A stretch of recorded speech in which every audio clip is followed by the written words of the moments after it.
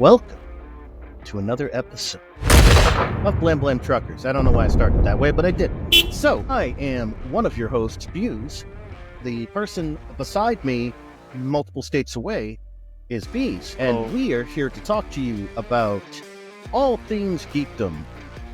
Tonight, specifically, we are talking about... Not Star Wars, despite the fact that I got Death Watch Mando up here. We're talking about the differences between skill-based RPGs and level-based RPGs and what we like about level-based RPGs. Last time we did this, we kind of went pretty hard about what we don't like about D&D 5th edition in particular. Very, very critical of it. And there are some things I actually do enjoy about level-based, or I can definitely see the advantage of, especially for first-time players. So that's really what we're going to be hitting. You'll also notice I'm sporting a new set of glasses today. These are my work glasses, and my real glasses are at work. So, can't really go back and get them right now, which is fine. It's all right. These can take a hit. So. You look very geekily sexy, I guess. I'm more inclined to believe the first part than the second part, but we'll let our viewers decide. All you truckers out there in Blam Blam Truckerland, if you think I'm looking particularly sexy now in these, safe sex glasses, let us know down in the comments below. So, I have been reading over D5, D5, D&D 5e. If you do any editing on this, you can take that right out. So I've been reading over D&D 5. I might start the broadcast with it. Or that. So I've been reading over D&D 5th edition as well as D&D 5th edition 2024. Not to note the differences or anything, but to get my head around this for this game we've started playing, which I thought we were going to play again tomorrow, which would be the 17th of November as of this recording. But our GM just said she needed more time. It's our friend Fiona. She just said she needed more time to put our campaign together. So, three guys who don't know the system. But the first... Yeah. It's all right. You got a puzzle. I was just happy that I started to solve the puzzle. I didn't solve the puzzle in general, but I started getting on the right track first, which I felt was good because I was a bard, and I'm supposed to... Bards and rogues are supposed to be the characters that... Puzzle solvers? Yeah. Not the high-end wizards? I mean, them too sometimes, but normally theirs is from research. Bards and rogues are supposed to be cunning. So, in doing all this research, I found a number of classes I really kind of want to try out. The Soul Blade Rogue is particularly interesting. The Thief Rogue is also very interesting, though the sheer power that thing has. I mean, that's pretty standard, though, right? Capacity. What, for a rogue? Yeah, a Thief Rogue. In 2014, yes. In 2024, the Thief is arguably the only viable path for a rogue in 2024. As far as damage dealing goes, but not because of its backstabbing skill, but because of its immense capacity, which has not changed much from 2014. Utilize magical type items. Thief rogues can use magic items better than any other class in the game, except for maybe artificers, and I would argue even better than artificers. Which leads to one of the things I don't like about level-based RPGs, which is you are stuck in one path. And you can multi-class, but then you start losing levels from your starting at the top. Like if you do one level in another class, then you lose your 20th level in your first class because you only get up to level 20. And then you do 2 levels, and now you're at 18th level in your first class. And then you do 3 levels in your next class, and you're down to your 17 as your max level in your primary class. Although that's only going to... I was going to say, that only really matters so in if we make it to end game. Yeah, long-term campaigns. So people who are playing for like years and such, your average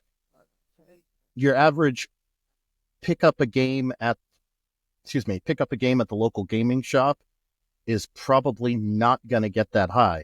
In fact, most games don't get that high unless they start fairly high to begin with. You'll have DMs who will start with, okay, you have to go through the rules to make your character, but all characters start at 10th level, 12th level. You are well-seasoned adventurers. Some people will start doing it at lower level because they want to have seasoned adventurers who Because at level 1, I mean, yes, all classes are different and can do stuff differently, but it's not as big of a difference until you start to get up, at least it seems like in 5th, in is like between level 3 to 5, that's where you kind of really come into your own as your class. My personal opinion. Well, 3 is when most classes get their subclass. Not all classes, some of them get it at 1. Yeah, so you start really getting a bit more flavor at level 3 for most classes. Mm-hmm. So I see what you're saying there.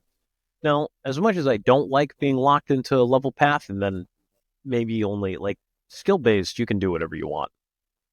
You can build your character to be able to do everything if you play them long enough, which is pretty cool. With level-based, you're locked into a path and you only have so many options. Now, one of the good things about level-based, because this is supposed to be a positive spin on it, what we like about it is you're locked into a path, so you know what's coming. As far as theory crafting goes, you know exactly what you're getting, when you're going to get your next level, how much more experience you need to get to your next level, how much, all of that is baked right into fee so that you can plan out your character before you actually start playing them. Which is the only thing you don't know is which magic items you're actually going to end up getting in the game. So that's pretty cool. When you're sitting there dreaming, it's like building a magic deck.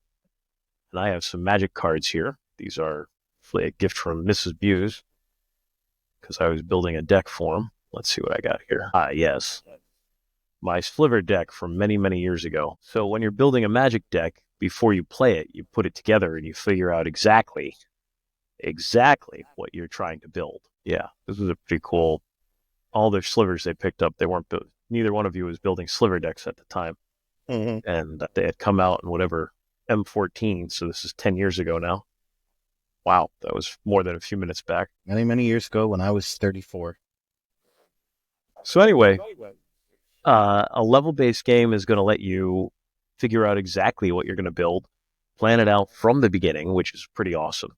So you'll know exactly what you're getting, what changes, what choices you're going to make. You can plan all of that out in advance, and if that's something you're interested in, it allows for a lot of theory crafting, a lot of what exactly is this build going to look like once you're familiar with the game.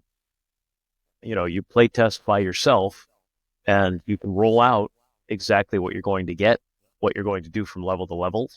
You'll have it all planned, and that's really cool for taking time to kind of dream through your character and plan through your character and idle away the hours. Like, oh, what if I take this? What if I multi-class? What if I just dip into this class here for 1 or 2 levels? I don't really want my 20th level thing. So if I don't get that, like building a Soul Knife Rogue, there's really no point in getting all 20 levels of Rogue because you get your max backstab damage at 19. So that doesn't go up at 20. The only thing you get at 20 is a few more hit points, which, depending on which class you dip into, will be the same number of hit points or possibly more or possibly less. But that's not that big of a deal, 1 level off. And then whatever you get for being a first level something or other. And one of the dips I was considering was Genie Warlock, which in the 2014 rules would allow you to add 1d6 to 1 attack per turn, no limit. So usually when you get a plus 1d6 or a plus add to your damage once per turn, it's based on either your modifier for your main stat, like your wisdom modifier, your dex, or it's based, you can do it the number of times of that or the number of times of your proficiency bonus. So if you've got a proficiency bonus of 5, then you can add an attack. You can add to 5 attacks before a long rest, or once a day, basically. So the Genie Warlock does not have that limit on. You always do that. 1 attack per round always does that damage, which is why I was thinking about dipping into that. So I was contemplating a Soul Blade build because it adds 1 more d6. It gives me a couple of cantrips to play with for a Warlock, and it gives me, 2 level 1 spells or whatever it is Warlocks get. And that's pretty cool. But you can plan all that out in advance. If this isn't getting you a little bit excited, you get to dream, you get to plan, you get to daydream about your character and their backstory and and what abilities they have and how they use those abilities, and you plan through all of that. Again, the Soul Blade, they can eventually, I think it's level 6, they can teleport, and level 9 they can go invisible, and they're great for making a skill monkey. They're not the highest damage rogue, but the abilities of being and they always have a weapon even when they're fully unequipped with no gear, because they can summon a psychic blade to throw at people or to stab people with. It only does 1d6 damage, so you're probably going to want to stick with your main weapon most of the time, but hey, you can have an infinite number of psychic blades you can throw at people if you want to play ranged. It's a pretty cool character concept. And you get all these little bonuses. You can psychically talk to everybody in your party as long as they're within 1 mile of you. All of this based off, it is, as far as not as as everything except for combat, the Soul Blade has most of what you're looking for in a rogue. So it's definitely something I want to try out at some point. But I was also looking at the Thief Rogue build. They're Indiana Jones. They can use all the different magical items and all their bonuses. As I was reading through this, I'm like, this is the Indiana Jones build right here. This is the Tomb Raider build. They can read all sorts of languages and they can use magic items, and it's the Indiana Jones build. And it's one of the most damaging, because especially in 2024 where we're getting a price guide. I don't know if it came out yet. I think it came out already. I don't know. Not a huge D&D guy. I'm just reading through all this stuff. Level 1 spell scrolls cost 50 gold apiece, and apparently gold is like copper, or it's like pennies. In high campaign. If you use the standard amount of gold recommended in I don't know where it's recommended, the Game Master Guide maybe, or the Bestiary, or the Book of Monsters or whatever. But if you go with the standard amount of gold that is recommended wherever it is recommended, you're gonna have enough gold to be shelling out for scrolls, no problem. And you can use those scrolls to cast spells as a thief. Yeah, that's pretty cool. And you can do all this damage with no spell slots. Everybody recommends you take 1 level of wizard. So that way you'll have some cantrips and you'll have your own spell book and all these little things you can do. You're playing a melee caster without magic. So it's something you can build a character around. Like, one of the things I liked about the Soul Blade was I kind of see him more as a secret agent character than as a traditional rogue character. Like, they got this psionic training because they went through some kind of school, some kind of academy or monastery or something, and they work for their local government, and they're off on missions for their government, and that's why they got all this training. But they're the perfect rogue for infiltrating they're the James Bond. If the Thief Rogue is Indiana Jones, then the Soul Blade Rogue is James Bond. They turn invisible, they can teleport, they have basically the walkie-talkie ability to always talk with their friends without having to say anything. They get bonuses to stop themselves from failing on skill checks. They always hit. They don't always do the most damage, but they can use their psychic powers to make sure they always hit, or hit most of the time. It's a nice build. Yeah, the Soul Knife build looks like Vax from Vox Machina. I think that's the build he is. I could be wrong, though. And I know, you don't watch Vox Machina. Anyway, that's one of the things I like about level-based, is it lets you theory craft really well, and it lets you dream. Lets you daydream about your character. And, this is a fantasy adventure, so fantasy is where it's at. What's some of the things you like? About which specifically? Well, 5th edition D&D, but level-based versus skill-based as well. So nerdy. Just rattle it off, too. What I like about level-based versus skill-based, a lot of it comes down to, I know when I'm going to be able to improve my character. Like, I don't know, but I know it's like an experience thing. And I know exactly how to get to the point to improve my character, which is, I'm going to get a certain amount of experience point based on the stuff we took out throughout the adventure, and I'm going to get that many experience points. And if I level up, then boom, I get all the stuff from leveling, whether it's from multi-classing into a new level or keeping with the whatever class, and then I can see I know what I'm going to get, what have you. Now, the skill-based one, specifically speaking about D6, I have no idea.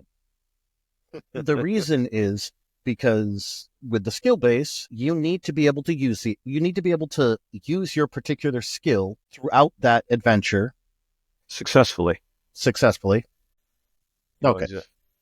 So when it comes to leveling up with the skill base, I'm not always going to know if I'm going to be able to improve my pawn or my scholar or even my blaster, because, well, my blaster skill, if I didn't get a chance to use my blaster, let's say we had an entire adventure which was mainly solving puzzles, talking to people, and we never resorted to violence, which has happened.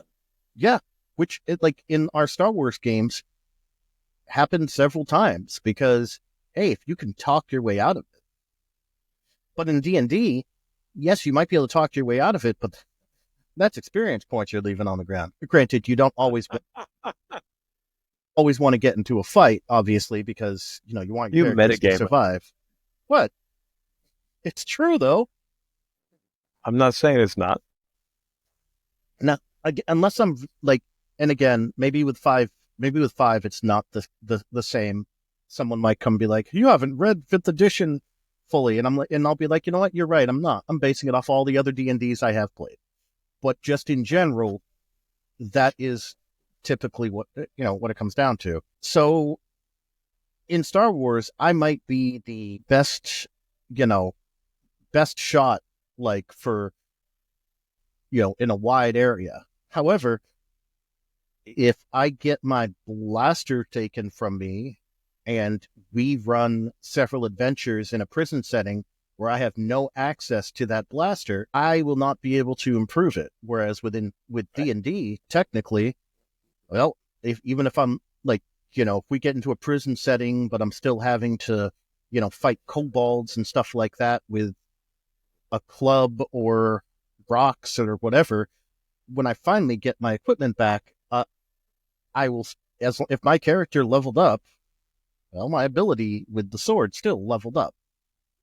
And that is the main thing. Also, a lot of stuff still comes down to GM control in both cases. However, if you have someone running your game who doesn't know how to put stuff in front of you for the skills you have in a skill-based game, or if they don't want to, it's so much easier to build a character in a skill-based game that the GM just doesn't know how to use or doesn't build a game for you. Now, that's technically on the GM. What? That happened to me more than once. But as a player, it sucks. You agree, since it's happened to you multiple times? Yeah. And I know I might have been that GM occasionally. It was our other buddy from the Frozen Northlands there. And then the example I'm thinking of, remember when I played the droid with 4D knowledge and I wasn't ever allowed to use it? Yes. The one I manumitted? Yes. Should have just stuck with the lizard. I'm very good at playing min-max characters designed to just kick butt and then play them as more than that. But I wanted to try playing a character that isn't just about kicking butt and focus on that. And I thought he would do it. He's a good guy. He was a pretty good GM, honestly. Yeah. But all the restrictions that we put on the character ended up just making it so that all my abilities were basically useless. It felt that way. I ended up doing more combat, which I should have stuck with the lizard I was playing before that. Another Barabel? What is that race? Yeah, Barabel. Because we had the option of sticking with our previous characters. I didn't remember that part. Well, no one wanted to. We were all like, I want to play something different. And that's when I played the failed Padawan. Well, it wasn't really a failed Padawan. I've got like 3 characters I want to play in Star Wars still. Two definite ones that I still want to play in Star Wars. Neither one of them are Force sensitive. I'm done with that. I actually dug up. We were reminiscing a little bit, but I'll just say to our viewers out there, one of my first post-college, post-marriage campaigns where we did it at his place, I just found a bunch of my NPC character sheets from there, as well as from another game I ran with him. It was kind of fun. I was looking through it. I'm like, oh, I remember these guys. The Twi'lek family. Oh, man.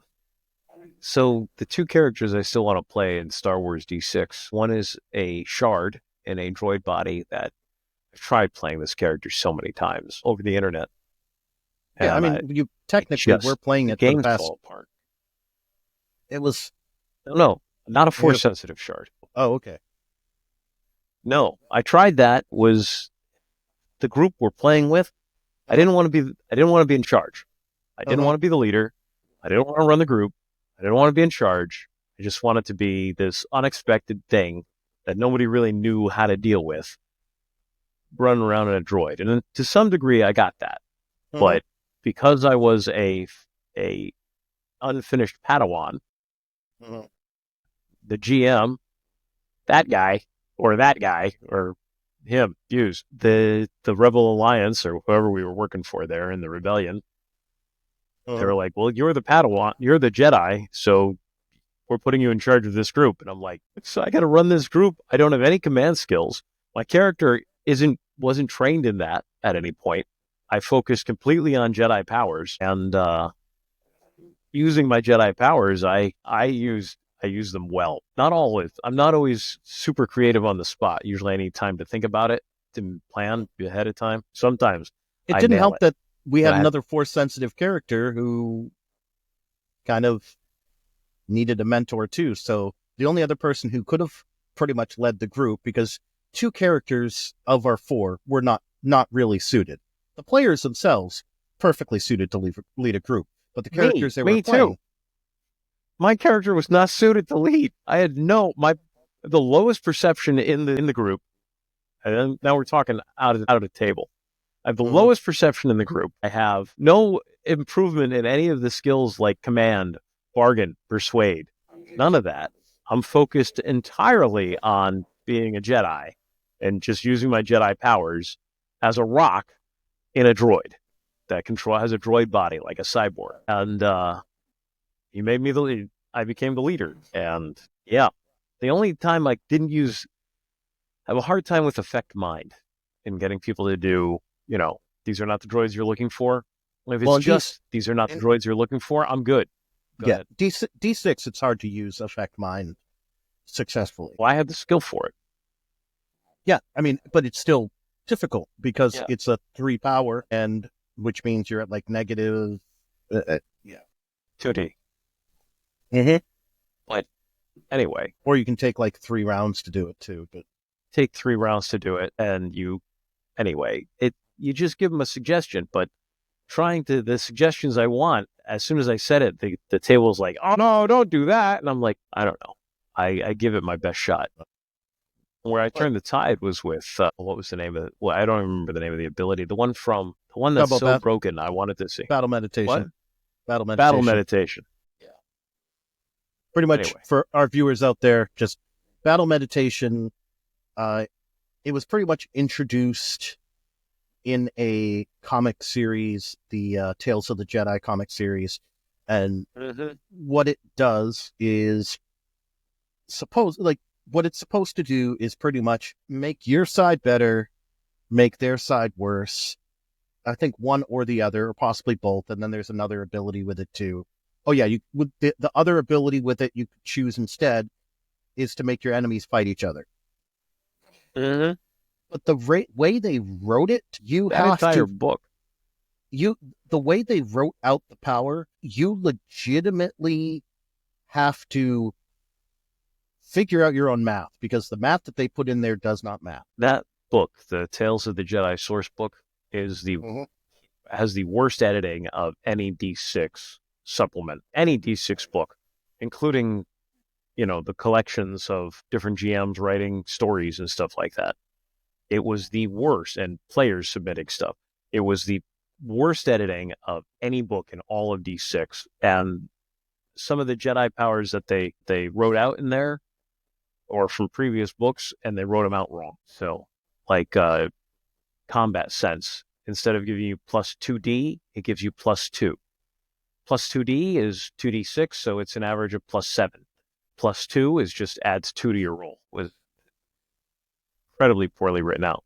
And you're already negative 1D for using it. Because combat sense, because you have to keep it up. So no, actually, combat sense you don't have to keep up. It's up for 10 rounds automatically. Right. So you don't have to keep it up. The idea behind combat sense was to negate having to keep up 2 things for lightsaber combat. Using lightsaber combat is the only way to deflect blaster bolts in the game. That are rolling heroic rolls. So if you've got lightsaber combat up, you're at negative 2D to all your actions automatically because you're keeping stuff, you're concentrating on stuff. So combat sense was designed to negate that later on after they realized how badly using lightsaber combat was going. They kind of threw in an edit power here to fix it. That's the whole point of combat sense. And anyway, I kind of have all that stuff memorized to this day. Planning out your Jedi, it was a lot easier in D20 than it was in D6.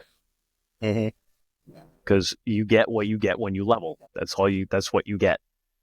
You have some choices, but you know when you're going to level, you know how to plan it. You can, again, daydream about your character. You'll lose the freedom of a skill-based leveling system where you can end up doing everything in skill-based. Time's the limit. However much time you spend on the character determines how much it's going to grow. Yeah. And you're right. The GM does control how many, character points you get, which is what you use for leveling, or experience points in other systems that are skill-based. Yeah. And you don't know exactly how many skill points you're going to get, how many character points, whatever you want to call it, experience points. But when you get them, then you choose how to apply them. And that lets you build whatever it is you want to build.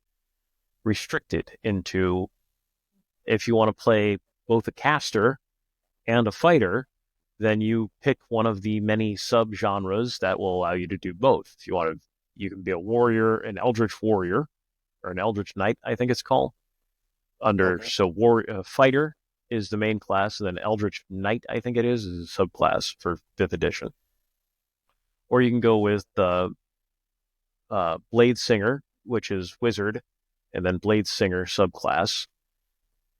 You can go with a warrior warlock hexblade. That'll put you in combat, melee combat. There's all sorts of ways to do it, but they're all following a set path. If you want to go pure damage, you can go wizard evoker. If you want pure, magical damage, no melee whatsoever.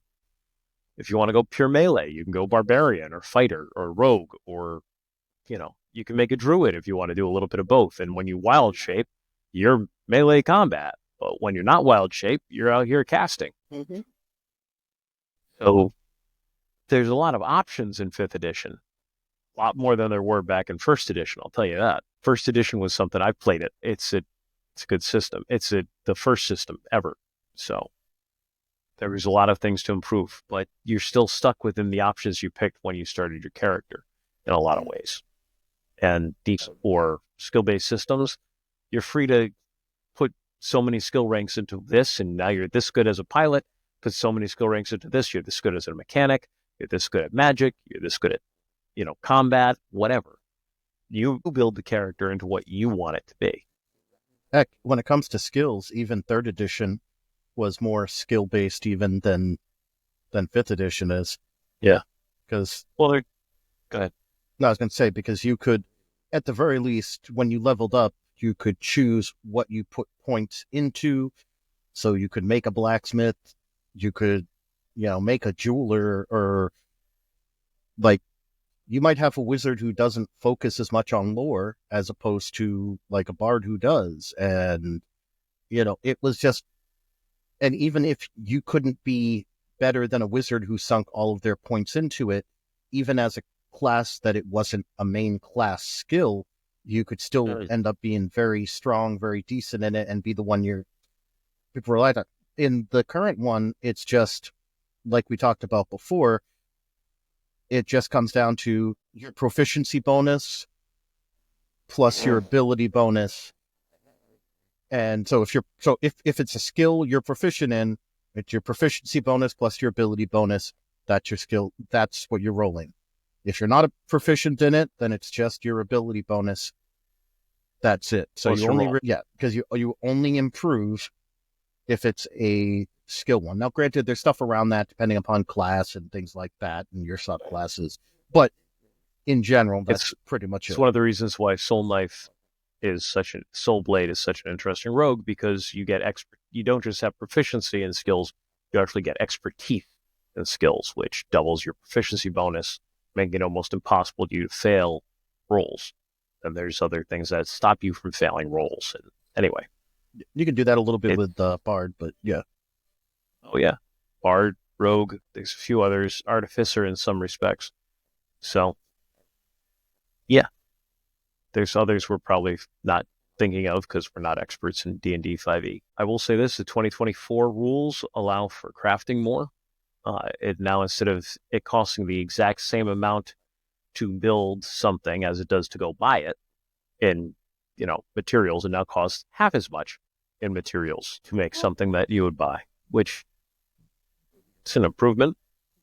Makes more sense. That's also one of the good things about 5th edition and leveling in general is level-based systems are generally, there's less thought put into the character, which is a good thing and a bad thing. The good part of it is you just sit down and play. You're not necessarily spending hours or just figuring out exactly how to build your character, even though I will argue with anybody that D6 is a much simpler system than 5th edition as far as understanding how everything works and how to level your character. It's very basic, but it allows to build complicated builds very easily, figure out how to build complicated builds. Anyway, just trying to say something nice about 5th edition here. Everything's planned out for you. So yes, you can dip here, you can dip there, but you only have so many options. There's 100 options, but once you make your first choice, now all those 100 options are now brought down to maybe 15. And then if you take a dip, then opens up a few other options. That's when you dip into another character. That opens up a few other options, but how much of a dip do you want to take? And how exactly do you want to do this build? It's things to think about. And it's not, you go from 100 options to 10 or 15. And it's just a lot less options on your plate, which is nice if you just want to pop in and play and you don't want, one of the reasons why Adventures League works is because if you're gaming every week at an Adventures League, doesn't matter who your GM is, you come in with a character and it's recorded what magic items you have, what gear you have basically, and what level you are. And that's all that matters. Now you can play under any GM who, it's not 100% interchangeable, but for Adventures League, it is fairly interchangeable. You can just go in, play, go home. It's more focused on combat, like Buse was saying. You get your experience based off how many monsters you kill more than off of your role-playing, though D&D 3rd edition did give you leeway for getting extra experience for role-playing and stuff like that. I'm not so sure about 5th. I haven't read all of the Game Master's Guide yet. That was the first I've heard of Adventures League and took a look at it. Oh, Adventures League is just really, I was tempted to learn about to make a 5e character a long time ago, just because there's a place near me that does Adventures League, and being able to pop in, once a week, play for a couple hours and go home, it's tempting. I don't always have that kind of time, especially with my old job, with the day job. It's more of a possibility, but you can just go in, play a couple hours, go home. But they usually all want to do it on, if I could find a good weekday, an Adventures League on a weekday, I might consider doing it. That's where I would probably play the Soul Knife, or I kind of want to play a Wizard Evoker, even though the melee classes are still all the high damage classes, not just melee, but the martial classes are the high damage classes. There's a couple of monk builds I want to try, because monks they're pretty cool in original 5th edition. I haven't seen what they've changed into 2024. Artificer. I was looking over Artificer today, and the artillery artificer gets a cannon. At level 3, you build your own cannon. That's your pet, and that is pretty cool, honestly. Of course, then you could always go wizard, and you could go necromancer for pets, or you could go conjurer for pets, which is basically, in EverQuest terms, a mage or a necro. Yeah. but you would have a bunch of pets, or you could go druid if you want a ton of pets. And I also found out one of the cool things about wizards is they don't need to prepare their ritual spells. As long as the ritual spell's in their spell book, they can cast it. Makes sense. Which is... Since it doesn't, it doesn't use a spell slot, so. It doesn't use a spell slot, and all other classes need to prepare their spell. They don't have spell books, so they have to prepare all their spells. Wizards also have to prepare their spells at the beginning of the day, but they don't have to prepare ritual spells because they got the book right there. They're like, hi, I have too many books here. This one is particularly fitting, but they're like, okay, here's the ritual. Let me just give it a glance here. We're going to take 10 minutes. We're going to cast this. I need the Tensor's Flying Disc. By the way, always take Tensor's Flying Disc. And there you go. Although, to the point, I think any class that can cast a ritual spell doesn't have to have it prepared. So it has to be one of the spells you've got prepared for that day. Like with a cleric. I didn't think so. I thought as long as you knew it, you could. It doesn't use a spell slot, but they changed it from 3rd edition. You prepare a certain number of spells at the beginning of your day. Well, I mean, bards and sorcerers don't have to anyways, but we can just use whatever. But I thought that even with and sorcerers were always like that, and bards are kind of like sorcerers when it comes to casting. But anyways, whatever. I'm not an expert. I could have it wrong. But from what I was reading, that's one of the advantages of being a wizard. And because you've got your spell book, you can change out what spells you've got after a long rest, short rest. I don't know. A lot of complicated rules in 5th edition. I don't know. Kind of like Magic the Gathering. Indeed. Where there's all sorts of little fiddly rules, but again, it's nice to not have too many options. You got to go this way. There's an advantage. There's a mindlessness to it. Not probably the wrong word. But it's sometimes easier to bring people in, especially if you're trying to get someone to learn how to play. You're like, they only need to learn one class. Yeah, just be like, here, did you want to play a fighter? All right, here, we've already got the character sheet. It's easy enough to have a character sheet filled out for them and just hand it to them, have them put their name on it, and then just especially if they're playing as a champion. Sorry. It's a good build. It's a very good build, and it's very simple. And we talked about it last time or the time before or whatever, when fighter champion subclass it's solid. It does good damage. It takes good hits, and there's not any thinking involved. You just go in and do your attack, your 3, 4, 5 attacks every turn. Yeah, I went Battle Master with my fighter so that I could use I forget what they're called, but the strategy maneuvers. I could use maneuvers and actually have different impacts on the game. So I know the 3 maneuvers I'm going to choose are going to be precision attack, the push attack, or shove attack, or whatever it's called, where when you land, you can push a mob back 5 feet, 10 feet, whatever it is. And then trip attack, where if you hit a mob with your attack, and you spend one of your maneuver dice, they fall prone when they get hit, unless they beat the DC. Not crazy, wild, or anything, but, useful. Very useful spells, or abilities. Have you figured out what school you're going with for your college, I think they're called, for bards? Not yet, but I still get a couple levels, so I don't have to worry about it yet. Yeah. We only killed 2 monsters in the first adventure. Yeah, I know. That's why I'm like, I got some time. So, yeah, there's advantages to level-based. It's easier to play in some respects. In some respects, it's a lot harder to play. But it's a fun run. I've been enjoying our 1 session so far. I was looking forward to playing tomorrow, but I don't think we're going to be. Yeah, I was too. But we've all been there as GMs. Yes. So usually I have 4 or 5 sessions prepped. Or at least 4 or 5 sessions worth of stuff. I am always surprised when you guys don't bite on hooks that are right down your alley. I know. I feel bad because I'm like, oh. But I just don't necessarily always see the hook. Or it doesn't make or it doesn't make sense at that moment in my mind for my character. You guys didn't want to fight the mob. The cartels. Sorry. The drug cartels. How do you not want to... You're in a superhero game. How do you not want to fight organized crime? I get it. You guys were scared of them. I was more willing to. My character gets yelled at every time I make a decision. So, all right. Yeah. Well, I think that's it. Yeah. So, thank you for joining us. I think we're going to do another thing. So, Yeah. I will say thank you, truckers. Toodaloo. And we'll see you later. Keep on trucking, you blam truckers.